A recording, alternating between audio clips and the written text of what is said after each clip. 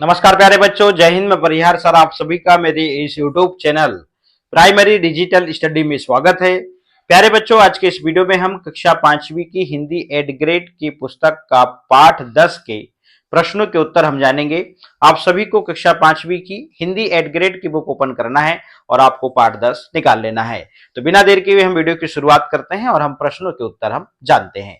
तो जैसा कि आप स्क्रीन पे देख रहे हैं, ये पाठ 10 है और इस पाठ का नाम है नीति के दोहे।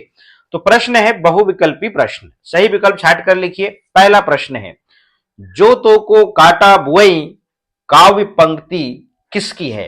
तो ऑप्शन 4 है, जिसमें ऑप्शन डी सही है, कबीर। और यहां पे आप लिख देंगे कबीर। प्रश्न क्रमांक दूसरा है, विद्याधन उद्यम बिना पंक्ति के आधार पर विद्याधन कैसे प्राप्त होता है? ऑप्शन 4 है, जिसमें ऑप्शन ए सही है, मेहनत करने से। यहां पे आप मेहनत करने से लिख देंगे। प्रश्न क्रमांक 3 है, कविता के अनुसार बार बार अभ्यास करने से कौन ज्ञानी हो सकता है? ऑप्शन 4 शो हो रहे हैं, जिसमें ऑप्शन बी सही है, मूर्ख। और यहां पे आप लिख देंगे मूर्ख। प्रश्न क्रमांक 4 है, कंचन तजत ना कोई पंक्ति में रेखांकित शब्द के स्थान पर किस शब्द का प्रयोग किया जा सकता है? कंचन, तो कंचन मीन्स होता है सोना। तो ऑप्शन 4 यहां पे शो हो रहे हैं, जिसमें ऑप्शन बी जो है वो सही है और यहां पे लिखेंगे आप सोना। अगला प्रश्न है, पाठ में तुम्हें शब्द के लिए किस शब्द का प्रयोग किया गया है? तो यहां पे आप देख रहे हैं ऑप्शन 4 है, जिसमें ऑप्शन डी सही है, तो को। ठीक है ना।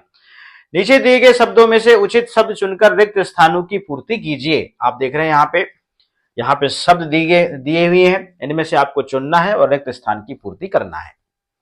प्रश्न क्रमांक 6वां है, कवि के अनुसार मीठे वचन से खाली स्थान को वश में किया जा सकता है। जग को मतलब संसार को, तो यहाँ पे जग लिखेंगे। प्रश्न क्रमांक 7 है, खीरे को सिर की तरफ से काटने की बात कही गई है। तो यहाँ पे आप सिर लिख देंगे। प्रश्न क्रमांक 8 है, सांच बराबर तप नहीं में सांच का अर्थ खालिस्तान है। तो यहां पे लिखेंगे सत्य। प्रश्न क्रमांक 9 है, तुलसीदास जी के अनुसार गंदे स्थान पर पड़े होने पर भी सोना अपना मूल्य नहीं खोता। तो यहां पे आप गंदे शब्द लिखेंगे। प्रश्न क्रमांक 10 है, बुरा जो देखन मैं चला पंक्ति में देखन शब्द का प्रयोग खालिस्तान के लिए किया गया है, तो ढूंढने के लिए। ठीक है ना। अति लघुत्तरी प्रश्न है, एक शब्द एक वाक्य में उत्तर लिखिए। तो प्रश्न क्रमांक 11 है, जाके हृदय साच है ताके हृदय आप पंक्ति में आप किसे कहा गया है? तो उत्तर लिखते हैं, इस पंक्ति में आप ईश्वर भगवान को कहा गया है। प्रश्न क्रमांक 12 है, सील शब्द का हिंदी मानक रूप लिखिए। तो सील शब्द का हिंदी मानक रूप है शिला या पत्थर होता है। ठीक है ना। प्रश्न क्रमांक 13 है, बोला क्रिया शब्द से एक वाक्य बनाइए तथा उसमें आई सहायक क्रिया को भी रेखांकित कीजिए। तो आप देख रहे हैं इस प्रकार से, तो राम सच बोला है या उसने सच बोला था। तो इस प्रकार से आप देख रहे हैं और ये प्रश्न क्रमांक 13 कंप्लीट होता है। प्रश्न क्रमांक 14, कोयल और कौवे में किसकी आवाज मधुर होती है? तो उत्तर लिखते हैं, कोयल की आवाज मधुर होती है। प्रश्न क्रमांक अगला लघु उत्तरी प्रश्न, निम्नलिखित शब्दों के हिंदी मानक रूप लिखिए। तो यहां पर लोन है, तो इसका हिंदी मानक रूप होगा ऋण। यद्यपि का हिंदी मानक रूप होगा यद्यपि। रसरी का हिंदी मानक होगा रस्सी और कागा का हिंदी मानक रूप होगा कौवा। प्रश्न क्रमांक 16 है, आपको फूल क्यों अच्छे लगते हैं? अपनी पसंद के किन्हीं दो फूलों के विषय में दो दो पंक्तियां लिखिए। तो अपनी सुंदरता, रंगों और मनमोहक सुगंध के कारण सभी का मन मोह लेते हैं, इसलिए मुझे फूल बहुत अच्छे लगते हैं। तो यहाँ पर कमल फूल के बारे में लिखते हैं, कमल हमारा राष्ट्रीय फूल है और यह कीचड़ में खिलने के बाद भी बहुत सुंदर दिखता है। यह पवित्रता और ज्ञान का प्रतीक माना जाता है। गुलाब जो है, गुलाब को फूलों का राजा कहा जाता है और इसकी खुशबू बहुत मन भावन होती है और यह कई सुंदर रंगों जैसे लाल, गुलाबी और पीले रंग में पाया जाता है। प्रश्न क्रमांक 17 है, हमें हमेशा अभ्यास क्यों करते रहना चाहिए? उत्तर लिखते हैं, निरंतर अभ्यास करने से मूर्ख व्यक्ति भी बुद्धिमान और गुणी बन जाता है।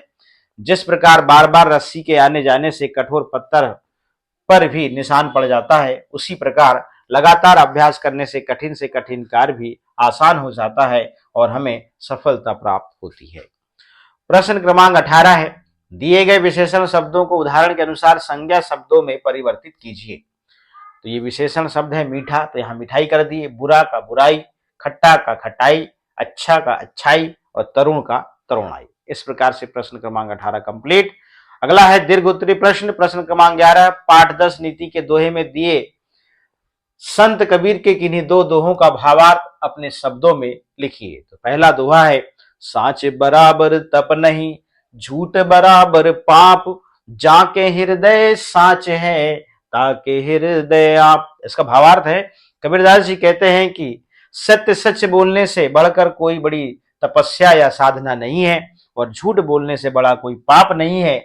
जिस मनुष्य के हृदय में सत्य का निवास होता है उसके हृदय में स्वयं ईश्वर विराजमान रहते हैं। दूसरा दुआ है, जोतों को काटा बुआई, ताही बोए तू फल, तो को फूल के फूल हैं, बाको है त्रिशूल। इसका भावार्थ है, कबीरदास जी का कहना है कि जो व्यक्ति आपके मार्ग में कांटे बिछाता है, आपका बुरा करता है, आपको उसके लिए भी फूल बोने चाहिए, उसका भला करना चाहिए। ऐसा करने से आपको अच्छाई रूपी सुखद फल मिलेगा, जबकि बुराई करने वालों को उसके कर्मों का फल त्रिशूल रूपी कष्ट के रूप में मिलेगा। प्रश्न क्रमांक 20 है, मीठे वचन बोलने पर हमारे जीवन में क्या क्या लाभ होते हैं।